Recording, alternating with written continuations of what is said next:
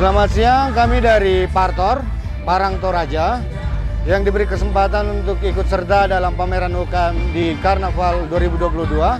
Terima kasih untuk kesempatannya. Di sini kami khusus mempromosikan tentang Parang Toraja. Nah, saat ini di tangan saya ada Parang Toraja, yang mana Parang Toraja ini terbuat dari bahan yang khusus ya, sarung kayu hitam dan gagang juga kayu hitam.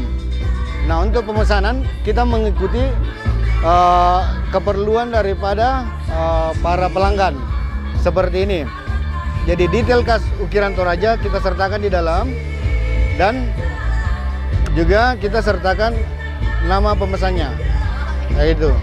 Nah, untuk proses pembuatan, tapi saat ini di lokasi ini sementara kita prepare ya tempatnya, nanti ada proses penempahan sampai dengan ready untuk dipasarkan. Nah, itu bisa kita lanjut di wawancara selanjutnya.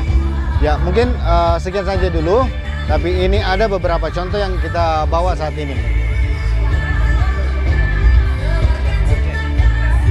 Oke. Jangan lupa Partor. Thank you. Partor, Parang Toraja. Makasih.